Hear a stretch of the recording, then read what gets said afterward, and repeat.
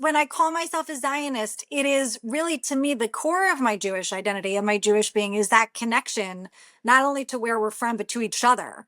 Whether we are living in Zion, in Israel or not, Zion is the thing that, that binds us together.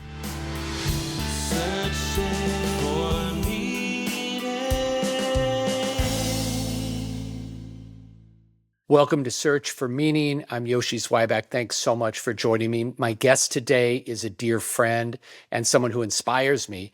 And full disclosure, I serve on the board of her nonprofit, Zioness. You're going to really love this conversation. It's the second time I've had Amanda on the podcast, and it's just an honor to have her back. She's a civil rights lawyer. She's an activist, founder of Zioness, and just an all-around extraordinary person. And one of the things you'll hear about is some of the work that we've been doing together. But what I really wanted to do was focus in on where Amanda is right now. But first of all, Amanda, thank you. Thank you. What an honor to be back on Search for Meaning. Well, I'm in Los Angeles right now. You're in New York, and we're recording this just a few days after Tisha B'Av, the saddest day traditionally in the Jewish year, and something extraordinary, not really surprising, but extraordinary happened this year. The mayor of the city in the United States with the largest Jewish population, and actually perhaps the largest Jewish population in the world, right outside of Tel Aviv, puts out a video calling the sitting prime minister of Israel a war criminal, and then later admits he'd like to arrest him, but he can't. And then on Tisha B'Av, the mayor puts out this peaceful holiday message, which actually inadvertently sort of acknowledges that the Jewish people have a historic tie to the land of Israel, because he mentions the destruction of the first and second temples. And then that same day on Tisha B'Av, there's a stabbing on the Upper West Side. Still not clear 100% what happened, but there are reports that the stabber shouted out Allahu Akbar in Arabic, and now the prime minister is firing back, and it is a challenge and a difficult moment. And I'm just wondering, for you as a Zionist activist, how is it to be in New York City right now? What's the mood? It's really a hard time. Not that you need me to tell you that. I think Jews in New York, and I know in LA too, I mean, it's coast to coast and everywhere in between right now, that American Jews are really asking questions about not just their political and ideological home, but their physical home, like whether we are going to continue to be safe here. And I know that those conversations, for people who don't know us, and even sometimes people inside our community, those conversations can feel really dramatic. Like, there's a perception, again, even inside our own community, that we're a very privileged group, that, there would be no reason whatsoever for us to feel afraid here, that we control the institutions, et cetera, et cetera. And that, of course, is not how we are feeling in the moment. It's a sort of gaslighting.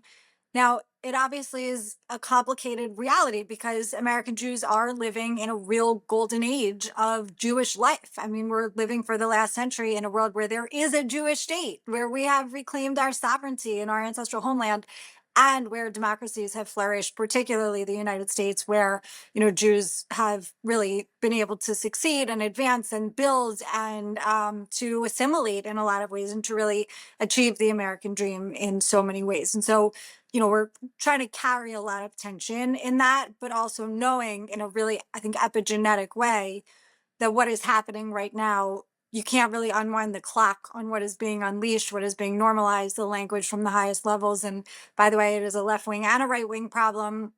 And so, I think there are a lot of questions that people are asking right now, a lot of feelings that people are having. And I went on the subway this morning with my Jewish star necklace and my State of Israel necklace and my chai, and it was the first time I actually thought about it. I'm never taking them off, but I know that lots of people are tucking them in or taking them off, or are actually genuinely afraid to go outside. And that's a sea change moment, as you said, in the city with the largest Jewish population in the world outside of Israel. Yeah, I had a powerful experience this last Friday night. We had our every year now for the last 10 or 11 years. Once every summer, we have Shabbat at the beach. And it's so beautiful, overlooking the Pacific Ocean.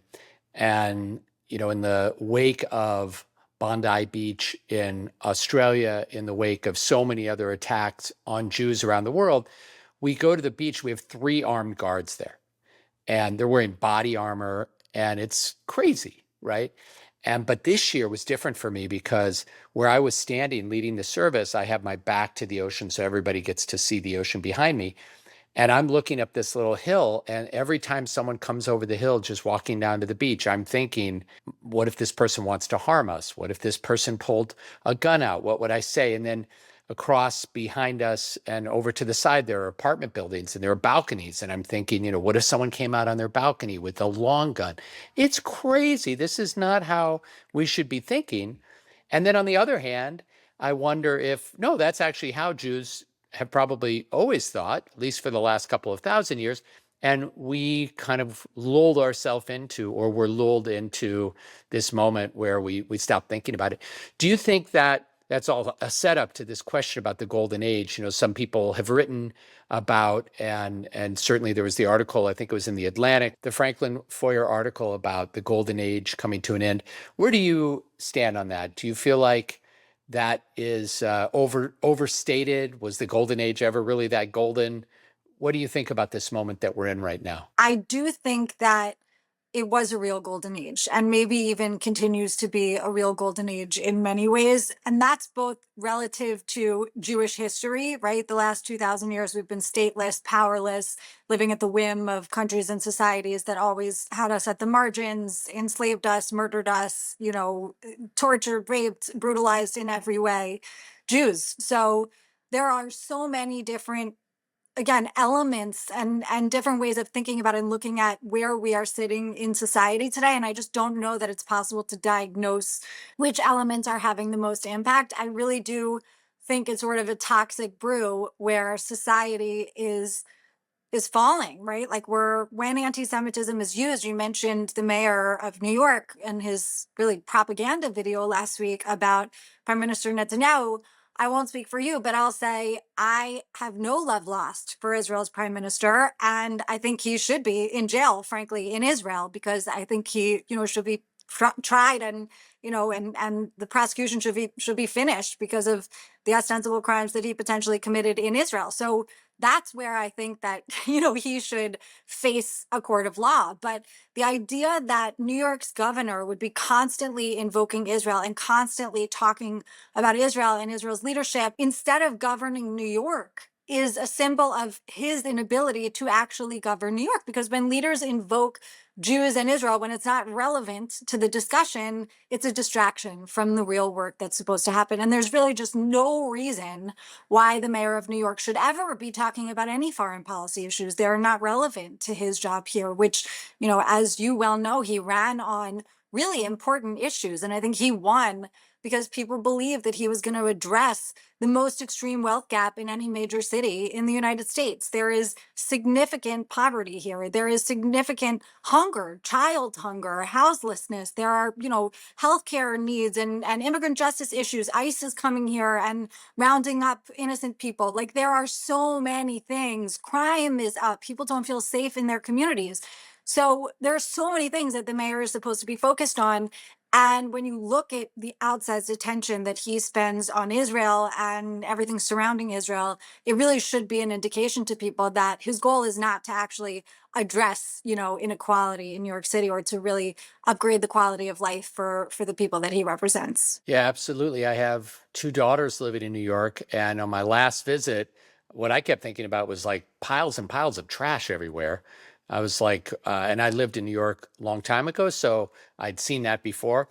But I just got back from a visit to Tokyo, which is a city with a larger population than New York, and I didn't see any trash piled anywhere. In fact, I almost saw no trash, period. So that's the kind of thing that I would want my mayor to be focused on. Also, rats in the subway. Don't forget those big rats in the Saw subway. one this morning. I don't like it. I think we Really should be able to do jarring. something about it. But what we saw, you probably saw yesterday, I think maybe it was yesterday, maybe it was the day before, the mayor of London kind of pulling the page from Mayor Mamdani's playbook and basically gave the same speech.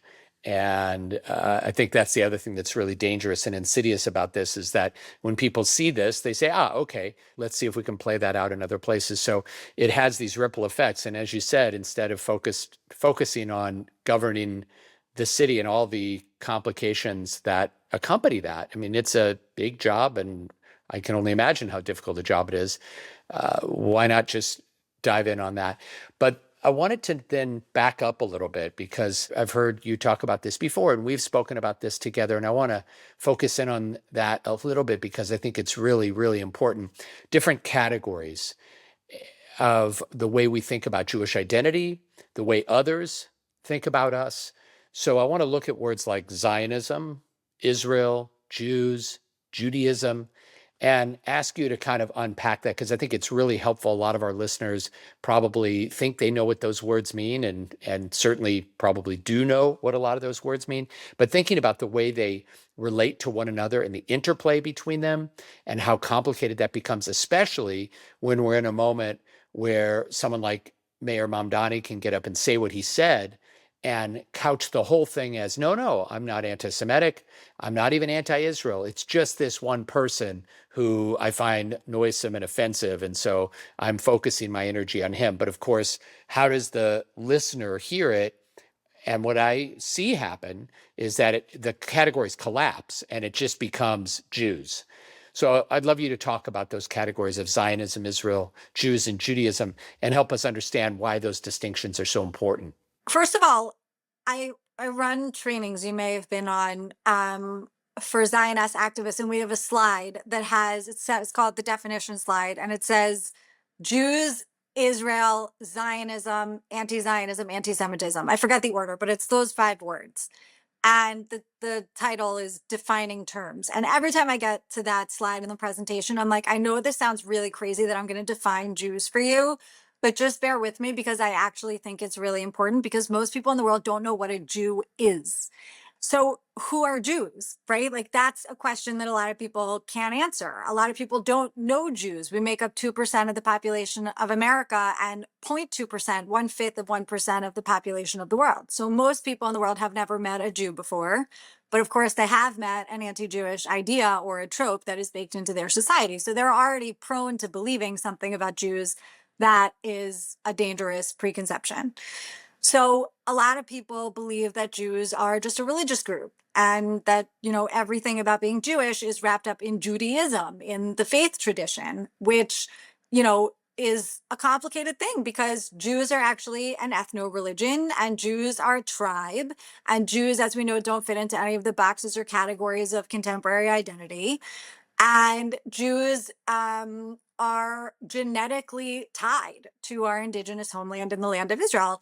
Other than Jews who convert in, who choose to be Jewish, if you do a DNA test as a Jew, it will say you are a Jew.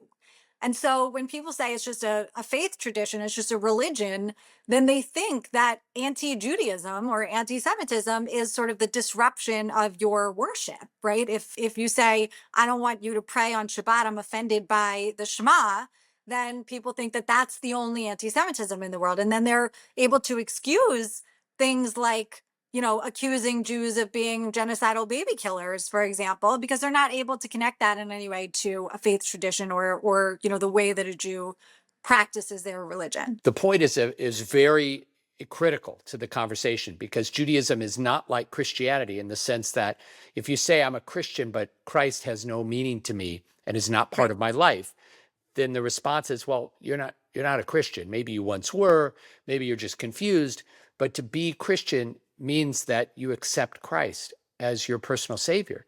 But you can be a Jew and be an apostate. You can be a Jew and be a heretic. You're still a Jew.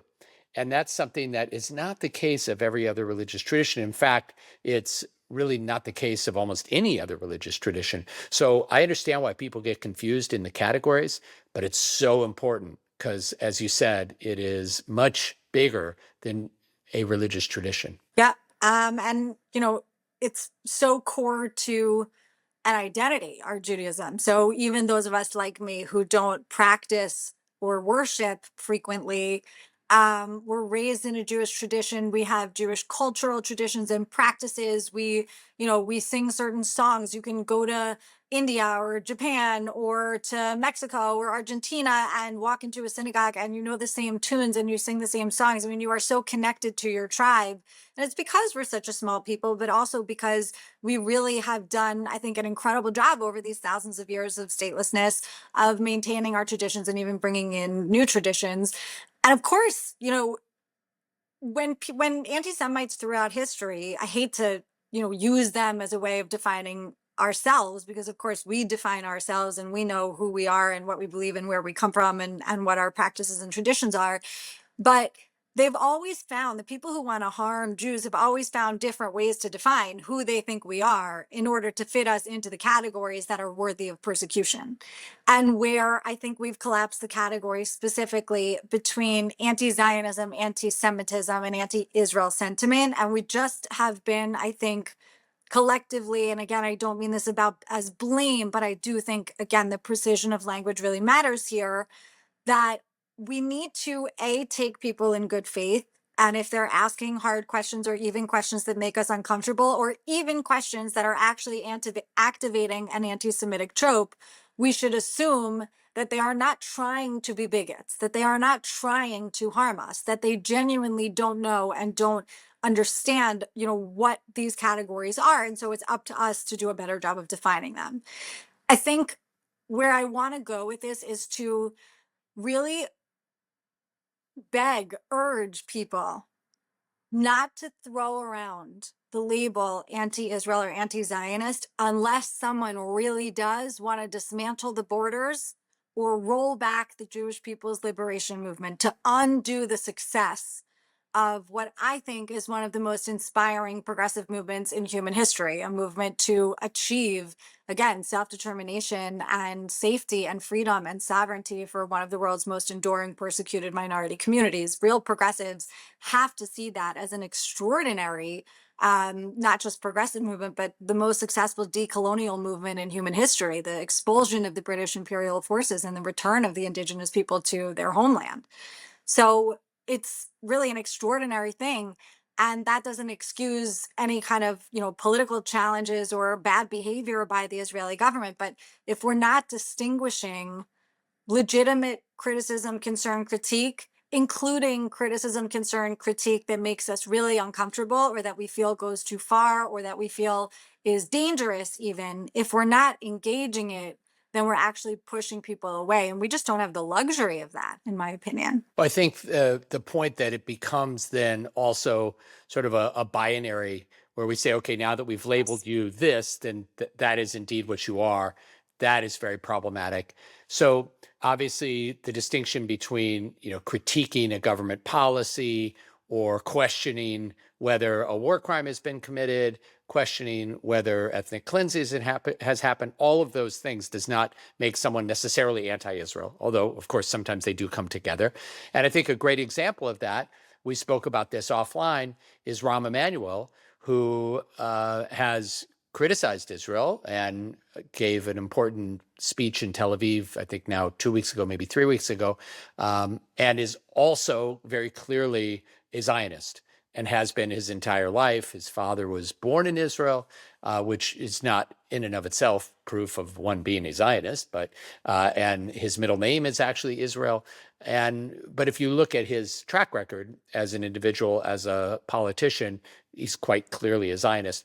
But then because he was criticizing the Netanyahu government, because he offered critique of certain policies, there were Jews who labeled him as anti-Zionist. So maybe let's just use that as sort of a case study and also help us understand why that is so problematic in terms of political discourse, in terms of Jewish community, in terms of these categories. You know, Rahm Emanuel, I think to your point, is quintessentially a Zionist. He actually volunteered in the IDF when he was young.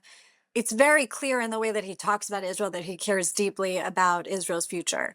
And one of the things that I kept thinking when I was listening to his speech is, okay, there's an area of policy disagreement that I have with him, but I feel genuinely that it is coming from a place of love and care and concern. So the thing about Rahm Emanuel in his speech that, you know, I was really struck by was that he laid down what I thought were guardrails for the conversation for the 2028 Democratic presidential primary that are going to require everyone who jumps into the race to orbit around him.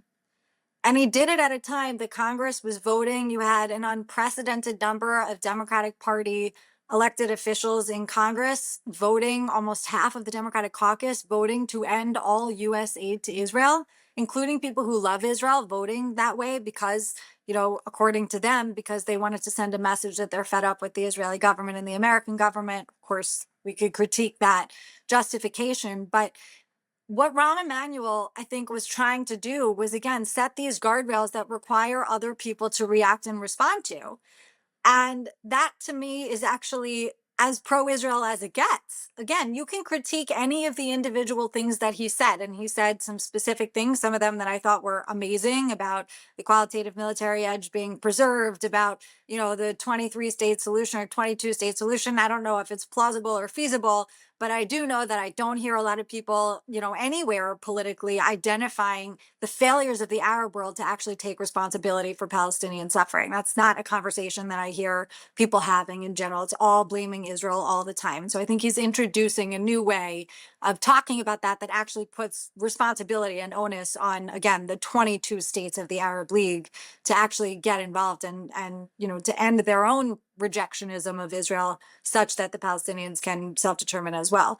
So again, lots that you could critique in his speech, lots that I think you can like in his speech, but to call it anti-Israel because you have critique, to me, is not just insane, it's really dangerous. It's doing the work of the people who want us to collapse the categories because they want anyone who has critique of this Israeli government to actually consider themselves anti-Israel.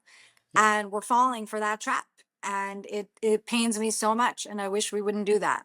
I want to ask a question about Zionism, and then we have to get to the work that we're doing together because so much of what we've talked about is important, but also painful. And it feels like if we just live in this, how are we going to get up in the morning and do the important work we need to do? But one last question about categories. And it's one you and I have spoken about, and I've spoken to some colleagues and friends about this as well. Zionism is the national liberation movement of the Jewish people and our return to sovereignty in our land of indigeneity. Now, 78 years in, the state exists. We have returned, notwithstanding all of the challenges it faces, both external and internal. In many ways, it is objectively flourishing. Again, notwithstanding all of the challenges, and they are considerable. It is not just objectively flourishing, but it certainly exists. And so you could say if the movement was designed to create this entity, and now the entity has been created, what do we still need Zionism for?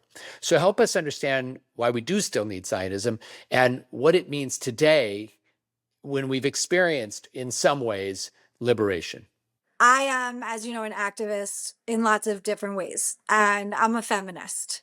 And in 1920, women got the right to vote. We got suffrage. Mostly white women. Took some time for other groups to, have voting rights protection. But we started with success in the suffrage movement more than a century ago.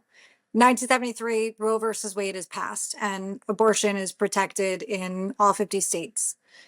And people said, okay, maybe the feminist movement is over, right? Like maybe all these gains have achieved so much and maybe we don't need to call ourselves feminists anymore. And then, there were all these attacks on feminists and they were bra burners and they were, trying to destroy society and they wanted to usurp the rights and powers of men and all of these things.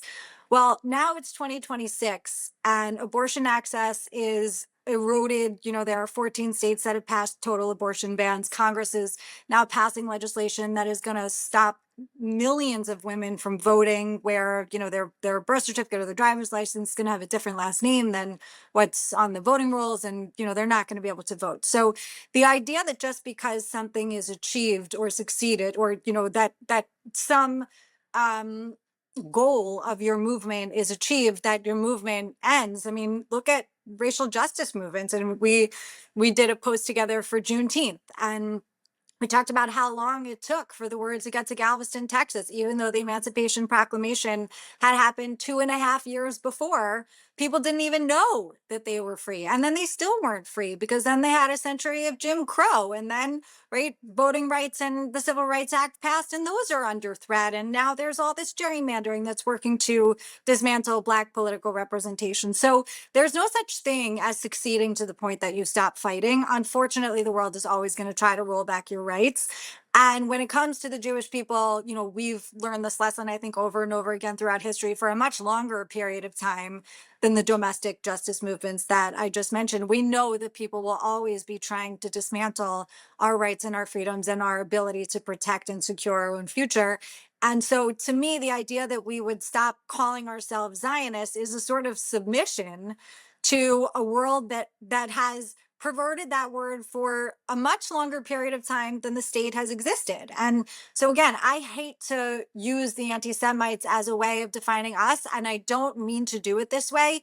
But when I hear people saying, for example, we should stop using the word Zionism or Zionist, it polls badly, it's badly received, people think it means all these horrible things, we're getting no points when we use it, and again, we've achieved it already, so what are we doing calling ourselves that? I would like to remind them that the ideas that actually were at the foundation of Mein Kampf, of the rise of Nazism, were outlined in a book called The Protocols of the Elders of Zion.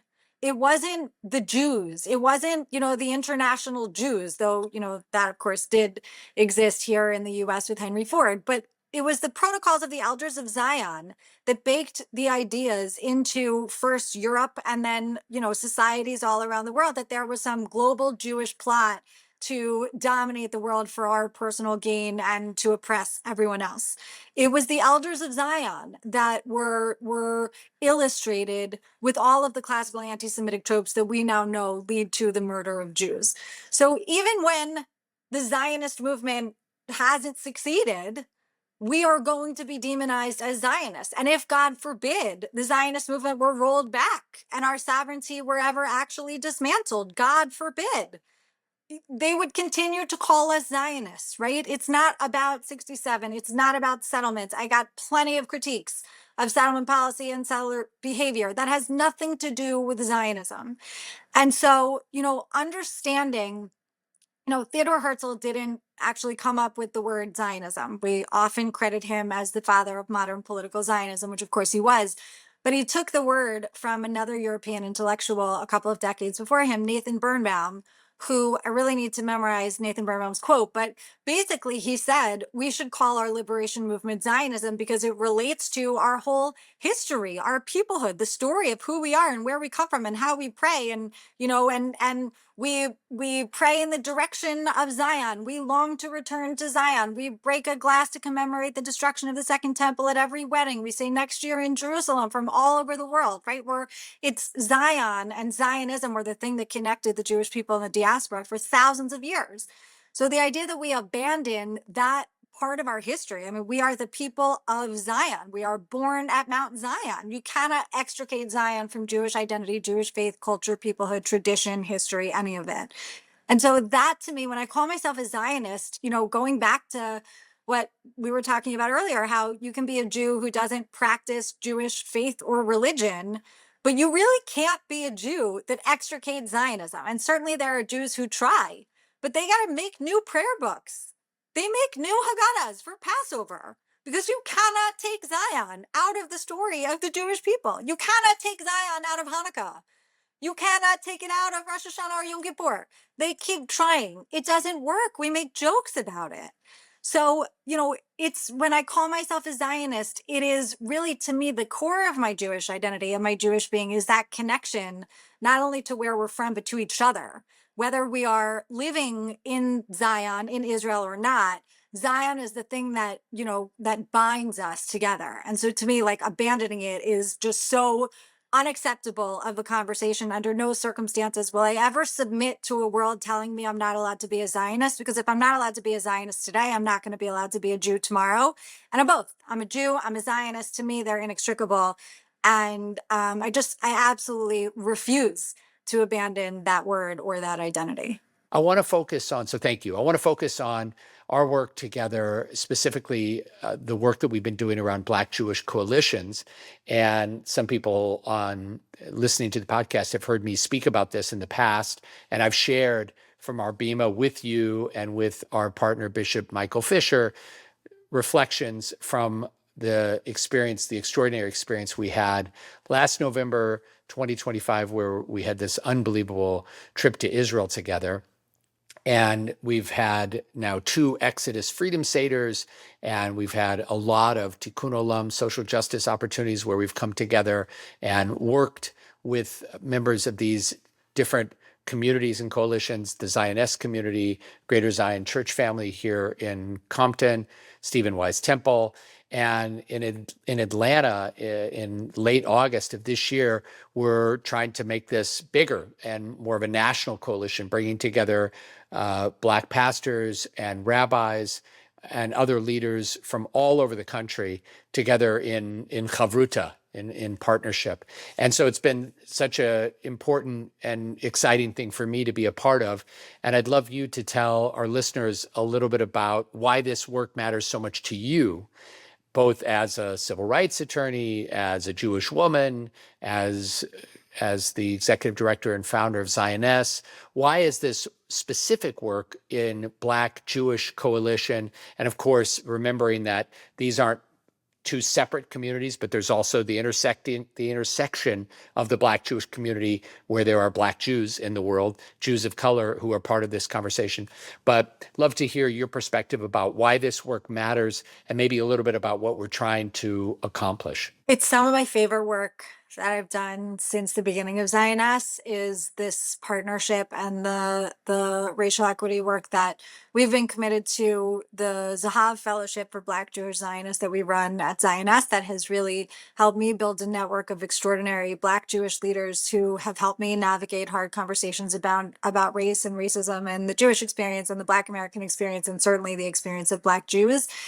And, I think there's obviously a deeper level of knowing that really it's almost cliche at this point to say it, but like none of us are free until we're all free. And that's actually true. And when there is persecution targeting any community, it is targeting all of us. And we know that as Jews, right? That people love to say that we're the canaries in the coal mine, but really we're not always. There are lots of communities that are targeted and scapegoated, and we are among those communities for sure. And sometimes we are first, and sometimes we are last, and sometimes we experience the brunt of it, but not always. And when we are in coalition and partnership with other communities that are also experiencing that kind of scapegoating, that kind of hate, it strengthens all of us. And we talk so much in our community about the relationship between our universalism and our particularism. And the particularism is the Zionism. It's the part we've been talking so much about, the specific particular needs of the Jewish people, of Jewish life, of a safe Jewish future, of Jewish freedom, and our ability to define what our lives look like in a world that has always shown such apathy to us and to our needs. And I'm very proud to care so deeply about the particular needs of our community. But we also have this universalism. We also have this commitment to repair the world. And I think we also, too many in our community, throw around tikkun olam in ways that they don't really mean.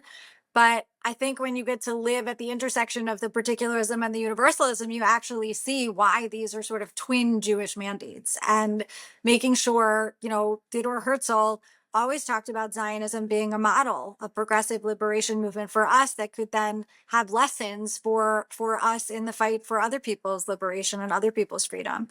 So, it's not just again, those things kind of feel like a cliche sometimes when we talk about them. They really are real. It really is true that there is such a core relationship between, xenophobia, anti-Blackness, and anti-Semitism, along with white supremacy and white nationalism in America.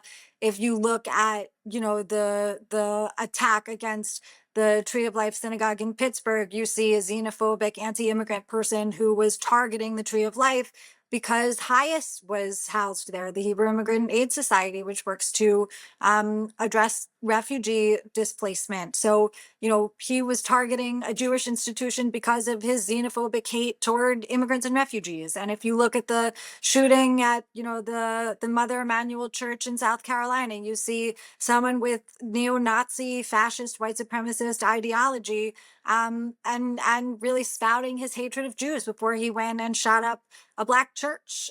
Same thing with the grocery store in Buffalo, New York, where 11 black people who were shopping in a grocery store were killed by someone with an anti-Semitic manifesto who believed that Jews were essentially orchestrating a replacement of white society by uplifting and advancing racial justice and equity. So there are really deep connections between the persecution that our communities face and experience. And if we are not fighting them together, we are fighting them alone. And we know that we are losing when we are fighting alone. And then, of course, it's core to who we are as Jews to care deeply and to work to repair the world. But beyond the really deep need, this sort of intellectual understanding of the movements that, harm and oppose us, and what I believe our mandate is as the Jewish people on this earth, putting that aside, when you meet someone like Bishop Michael Fisher, who I was so privileged that you introduced me to and, helped build that connection.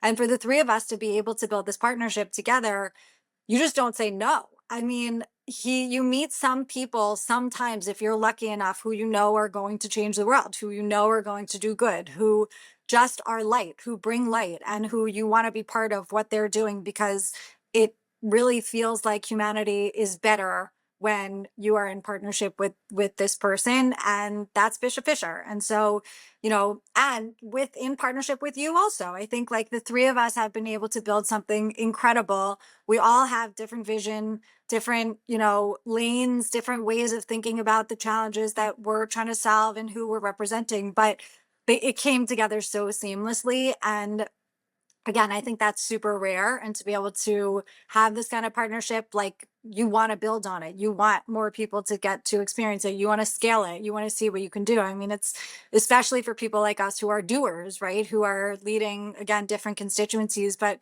with the same goal of actually advancing our people and advancing our society.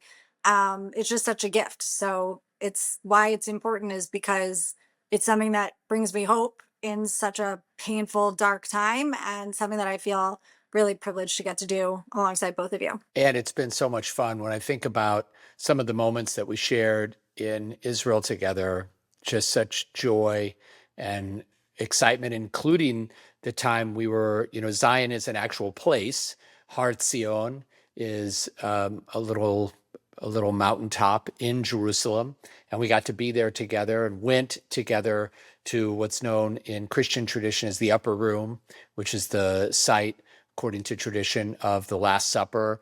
And we just saw such an extraordinary and heartfelt spiritual moment, and other just beautiful moments. That time when we were on the Galilee with the sun setting and the group broke into song, and it was just like, wow, goosebumps. So we got to experience some really powerful and beautiful moments. And part of what I love about what we tried to accomplish together on this trip, and hopefully it's something we'll be able to do again with other groups of folks, is really inviting people who were really on the fence about a lot of these issues that we talked about in the earlier part of our conversation: Zionism, and what does it mean to be pro-Israel or anti-Israel or pro-Palestinian, and to be able to witness in real time the questions that were being asked, moments where people are like, wait a second, this is not apartheid.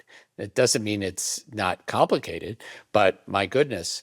And then culminating with the Sieged, where we got to be in the presence of not hundreds, but thousands of members of Beta Yisrael, the Ethiopian Jewish community. And for our group from America, which included 18 Black Christians and 2 Black Jews, to see thousands and thousands of Black Jews together, and then see the president of Israel coming to address the group, and police forces there to protect that group. You realize, like, whoa, this is not the story that we've been told in so many other settings. So I think that was just so powerful and beautiful. What I'm conscious of our time, so I just have a couple more questions for you. But one of the things that you and I are going to be speaking with Bishop Fisher about when we're together in Atlanta at the end of August are some of the wedge issues that are sometimes issues that make our relationships globally. Obviously, there's the individual relationships, but sort of the global communal relationships of the Black community, the Jewish community, the Black Jewish community. Not that any of these are monoliths. Of course, they're not. But there are certain issues that have become challenging issues for our communities to navigate. And maybe you could just focus on one of them again, so our listeners understand that when Jews who might be listening say, well, we marched together in the 1960s, and how come, today, X, Y, or Z, you fill in the blank. And that's something that to a casual observer or to someone who's maybe not dialed into this quite as much or not thinking about this quite as regularly and deeply, that might seem like a very reasonable question to ask. But when you really start peeling back the layers and say, hey, wait a second, first of all, did you march with Martin Luther King Jr. yourself? Like personally, were you there? And by the way, that was a long time ago. That was, we're talking closing in on 60 years ago. So I'd love you to talk about some of those wedge issues and why it is, perhaps, again, not to diagnose the challenges in its entirety, but to give us a sense of why it is that this partnership that was so strong and existed for so many decades has frayed in certain ways and is challenged today in ways that perhaps it wasn't 30, 40, 50 years ago. I would say a few things. First of all, the partnership was extraordinary and it was a two-way street. There are HBCUs, historically Black colleges and universities, that got visas for European intellectuals who were fleeing the Nazis and couldn't get jobs anywhere to come and teach at HBCUs. There was an incredible outsized presence of civil rights leaders in the fight for Soviet Jewry, for the protection of the Jews of Russia who were being oppressed, the Soviet Union. There has been a real focus inside our community, and my friend Professor Mark Dallinger would call it a historiography, our story of our history, and everyone should read his book, Black Power, Jewish Politics, of what we did. And I'm not saying it with blame. It is actually what we learn and what we are taught inside our Jewish institutions and our Hebrew schools and our Jewish life. And I genuinely believe that it comes from a place of pride, that we know that fighting for voting rights and for civil rights and for freedom and opportunity and safety for Black Americans was being on the right side of history. And so we love to talk about the Jews who participated in those movements. And we should be extremely proud of them because they were incredible, courageous, heroic leaders who did something that was completely outside the norm in the way that they showed up. So we should, in my opinion, talk about them in a way that demonstrates our commitment to continuing their legacy.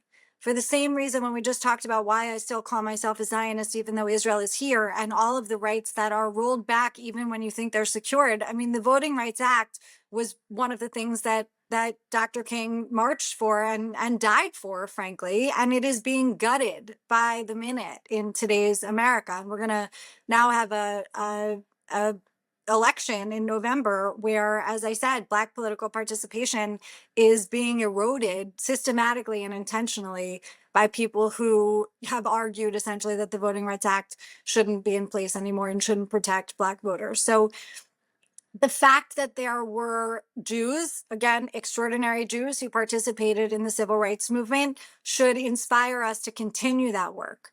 But when I hear, as you've heard me complain about, unfortunately, one too many times, when I hear people say, we were there for them and they're not there for us, and by the way, that's not always referencing the Black American community, though it is, I think, too frequently. My question to exactly your point is, who's we and who's they? We were there with that. Like, who's we? Were you? Exactly your question. Like, when you say we, you mean some Jews, maybe somewhere someone in your family knew them, but probably not? Like, who is we collectively? Do you feel that we are owed something because of that? Or do you feel that that is a model for our mandate of how we're supposed to show up in the world? And beyond that, solidarity really is not transactional. And that's another thing that sounds cliche sometimes, but it just doesn't work like that. Solidarity is difficult and challenging, especially when you are coming from communities that are being pitted against each other. But it happens when you are in genuine relationship with one another, and pointing at a community or a group of people and saying, you should be there for me when you don't know them, is not likely to result in them responding and saying, you're right, I owe you something, because they don't, that's not how human beings work. It's a terrible strategy. And so, again, I think we should celebrate the history of this partnership and the extraordinary impact it had on American progress and American democracy, where rights were expanded and more people were protected and more people had access to what we say is the American dream. That is amazing. Now let's keep fighting for it, because rights are being rolled back by the minute right now. And expecting someone to show up for you when you're not in the spaces where you're going to build organic relationships and people are actually going to understand your pain, it's not likely to result in the thing that you want it to result in. And so, unfortunately, a lot of times when I hear people saying that, it's people who actually aren't really in deep relationship with people outside of our community. And again, I want to reiterate for like the 10th time that it's not blame. It is really hard right now to be in a relationship outside of our community. We are feeling so attacked by the world and so alone, and it is really difficult sometimes. Sometimes you just want to be in a safe space surrounded by people who get what you're feeling and the loneliness and the pain. But if you're not in relationship with other people, I don't think that you should expect something of them. And I'm going to give a really specific and quick example of a conversation that happened last week with a friend, a Black leader from Philadelphia, who will be with us in Atlanta. And it was the day after Senator Lindsey Graham, unfortunately, was found deceased. And he shared that it was painful for members of his community to see Jews lionizing Senator Graham, who a lot of people in the Black community perceive as having worked to erode civil rights and racial justice, and voted the wrong way on issues that are of real importance to the Black community and to their safety and freedom and opportunity in this country. And I hadn't thought about that, though I think about similar things, but I hadn't thought specifically about the way that Jews were speaking about Lindsey Graham, because he was deeply committed to Jewish safety, to fighting for our community, to Israel. I mean, one of the most stalwart supporters of Israel anywhere in American political leadership. And so I understand why people feel that losing him is really painful for our community, especially in a time of such vulnerability. And that's a real thing. That is a hard thing to navigate. And one of the things that came up in our conversation was, I said it reminds me of how a lot of Jews feel when they see a Black leader uplifting Louis Farrakhan. And I struggle with that, because most people in the Black community that I know who have ever said a nice word about Louis Farrakhan are responding to the fact that what the Nation of Islam has done inside jails, creating pipelines for education and for opportunity and for jobs for people who are not going to have any opportunities after being released from prison, who, the Nation of Islam has done actually incredible work in minimizing recidivism and creating opportunities for people. And so that is an objectively good thing for a community that is suffering from such disproportionate mass incarceration. So we have to be able to say, like, there are people who are doing one good thing and a lot of really bad things, and we want to celebrate those good things without being accused of, supporting the bad things, because that's not how human beings work. And we should all do better at making sure that people who fight for one of our communities do a better job of standing up for another community. It would have been really interesting, I think, if I had known the way that the Black community experienced Lindsey Graham as one specific person. I didn't have a relationship with Lindsey Graham, but certainly many, many Jews did. And wouldn't it have been interesting if we had gone to lobby him together on civil rights legislation and said, you've been such an incredible ally to our community, and the way that Black civil rights are being rolled back, we believe is a danger actually to all of us. And we want to come to you together and say, we really hope you'll vote differently on this. That's what solidarity looks like. It doesn't mean canceling people.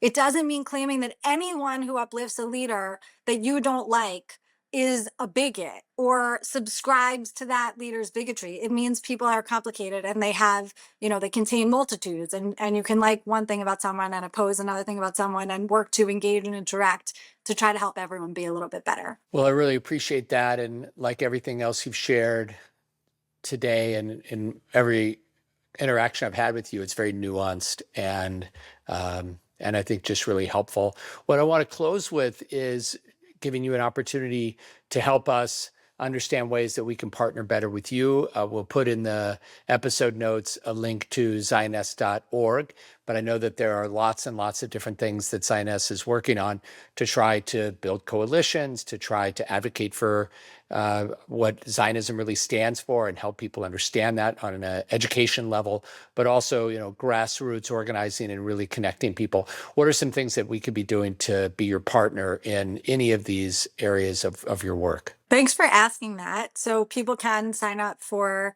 our email list at zioness.org. There's also a link on our website to join our Slack space, which we just launched and is going to be our new digital organizing hub. So there's going to be a way to do racial justice organizing through the Zioness Slack with other people, either in your community or around the country. There are going to be places to do climate equity work and immigrant justice work and reproductive freedom work. So, all of the work that we've been doing, we're now kind of relocating to this digital hub is just going to make it easier for people to connect with each other.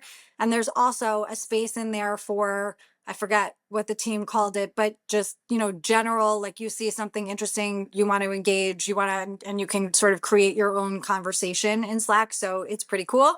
We run regular trainings, which people can check out the agenda for at zioness.org/events, where we help people navigate the hard conversations, similar to, the way that you and I do together for as many people as will listen. And last year we trained people in 45 states. We're a tiny organization, but we're also having a big imprint. And I think it's really important for people to understand that really, again, it sounds like another cliche. One person can make a huge difference in a community where this conversation is happening.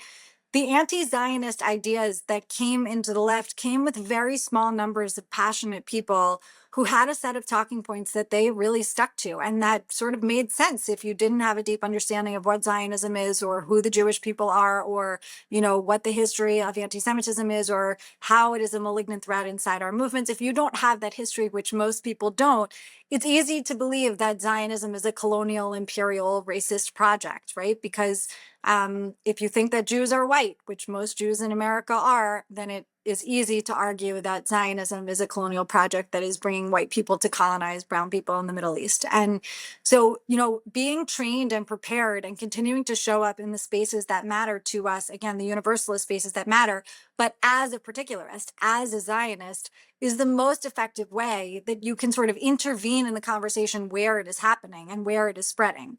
So I would totally encourage people to sign up for our list and to join our Slack spaces and to come to our trainings and to get involved in every way in all of the grassroots organizing spaces that you can, to do it with fellow Zionist activists so that you feel strength in numbers. Because we, unfortunately, again, in this moment of vulnerability, we have, I think, gone into a bit of a tribal posture where we're really only talking to ourselves about our fears and the direction of where things are going. But actually, we can have real impact if we go out into the world where people are vulnerable to internalizing anti-Jewish ideas, and they meet a Jew, or even better, they meet a Zionist who shares their values and exists in the same ideological ecosystem as them, and can be their partner in advancing justice for everyone. So that's what we do, and really grateful to you for helping be a leader of our movement, and so grateful to you for your friendship and partnership in so many good trouble things that we get to do today together. Amanda, thank you for your time and your leadership and for letting me be part of Zioness. And I look forward to our next trip to Israel. I look forward to this experience in Atlanta. And my commitment to all of our listeners out there is we will keep you updated on the progress we're making. And I guess the thing I just end with is in moments when we feel a little deflated and even a little defeated, I think to remember some of the things that you shared with us today and how important it is, how one person really can make a difference, how one relationship really can make a difference. And when we magnify that with a movement of people who care about this, we will move the needle. Might not see it in the time frame that we're hoping, but we will see it. So thank you for your leadership. Thank you. Well, that's our episode. Thanks for listening to Search for Meaning. If you enjoyed today's conversation, please like, subscribe, and leave a review. It really helps others discover the podcast. And consider sharing Search for Meaning with a friend. They might appreciate the insights and inspiration found here. Special thanks to our editor, Josh Sterling, and our production coordinator, Raz Husseini. Our theme song was composed by Maestro David Cates and myself, produced by Kenley Mattis, and features a vocal by cantor Josh Goldberg. Stay healthy, stay hopeful, and stay tuned.